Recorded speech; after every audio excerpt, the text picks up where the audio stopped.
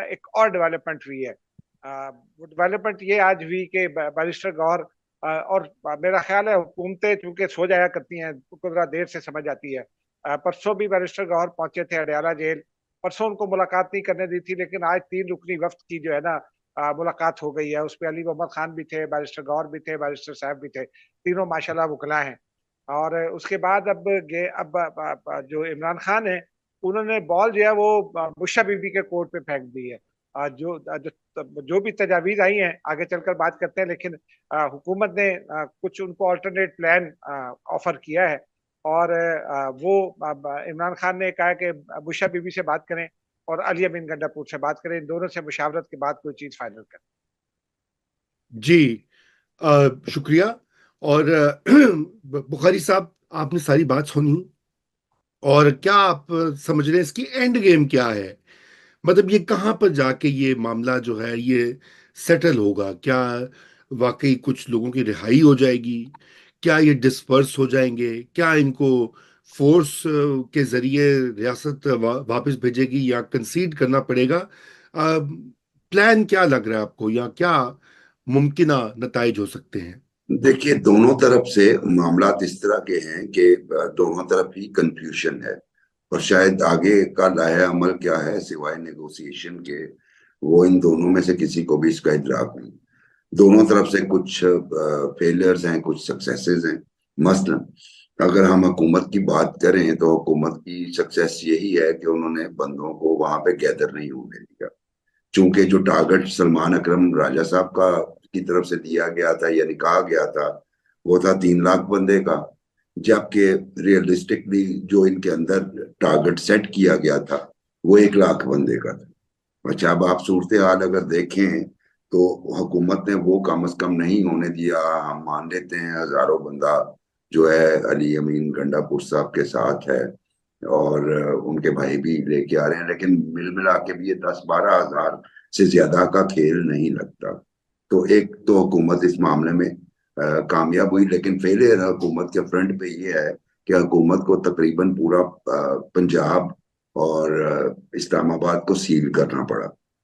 حالت یہ ہے کہ لاہور کا رنگ روڈ جو صرف لاہور کے ارد گرد ہی گھومتا ہے اس کو بھی سیل کر دیا تھا, اور ابھی کچھ دیر پہلے اسے کھولا گیا ہے.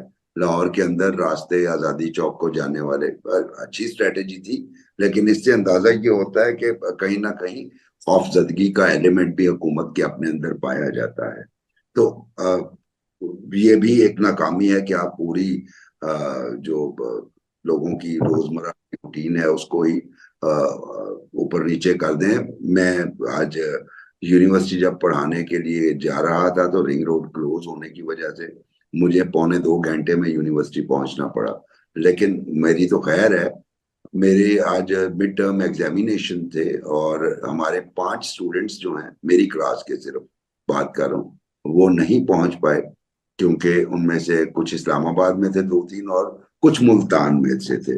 سو ملتان سے بھی یہاں پہ موٹر وے ابھی تک بند ہے, وہ بند ہے. سو اس سے اندازہ ہوتا ہے کہ حکومت جو ہے وہ کتنی زیادہ, ویسے آپ خوفزدگی کی علامت کہہ لیجئے یا پھر کوشس ہے, اور کوشن کے ساتھ کام کر رہی ہے. جو پی ٹی آئی کی جانب سے سکسیس ہے وہ یہی ہے کہ وہ چونگی نمبر 26 تک آ گئے ہیں, اور فیلئر یہ ہے کہ وہ بندے گیلونائز اگین نہیں کر پائے. یہ بات ٹھیک ہے کہ حکومت نے کریک ڈاؤن کیا, لیکن وہ جو کلیم کیا جاتا ہے کہ جناب علی جب عوام نکلتی ہے تو کوئی راستہ, کوئی بند اسے نہیں روک سکتا, کوئی راستہ جو ہے بلاک نہیں کیا جا سکتا, تو ویسا سینیریو ہمیں نظر نہیں آیا. اگرچہ اریسٹ بھی ہوئے ہیں. آج کی ہی وہ بات ہے, پی ٹی آئی والے کلیم کر رہے جی 4000 کارکن ان کے گرفتار ہیں. تو چلیے مان لیجیے آپ 4000 جو گرفتار کارکنان ہیں ان کو بھی انکلوڈ کر لیجیے انہی بندوں میں, تو 16,000 بن جائیں گے, 15-16,000.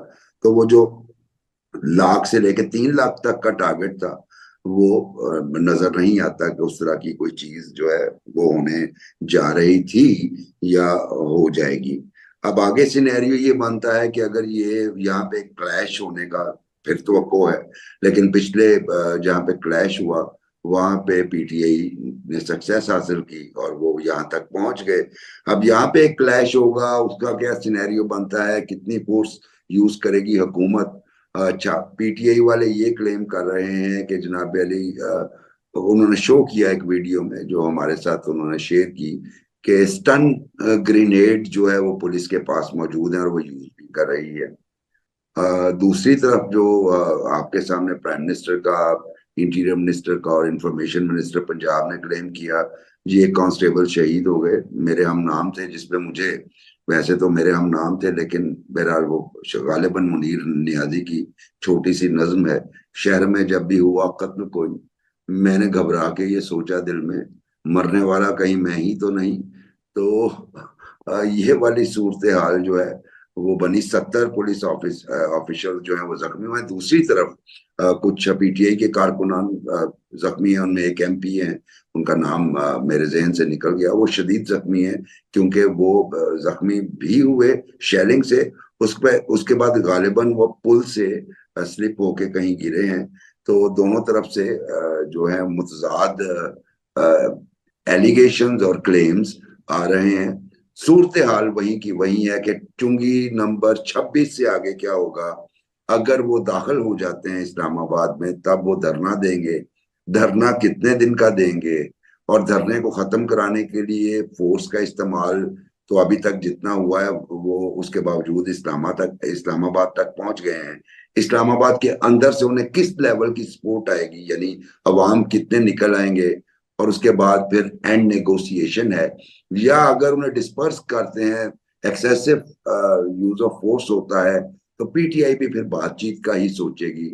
تو اب اگر عمران خان نے, اجاز بھائی نے چونکہ یہ کہا ہے کہ عمران خان نے کہا ہے کہ جی بشرا بی بی اور علی امین گنڈا پور سے نیگوسیشنز کریں, تو پھر حکومت کو چاہیے یا پی ٹی آئی کے لوگوں کو جو گئے تھے جیل, انہیں چاہیے کہ طرفین کے درمیان, اب تو وہ جو گئے تھے بیچارے وہ پی ٹی آئی کے تھے, لیکن جب وہ باہر نکلے ہیں تو انہیں اندازہ ہوا ہوگا کہ پارٹی میں شاید ان کی اپنی اہمیت بھی کوئی نہیں, کیونکہ وہ جو گئے تھے ان کا نام چیئرمین ہے بیرسٹر گوہر, ٹھیک ہے, وہ چیئرمین ہے پی ٹی آئی کے, اور انہیں یہ کہا گیا حکومت سے کہیں کہ بشرا بی بی اور علی امین گنڈا پور سے نیگوسیشن کریں.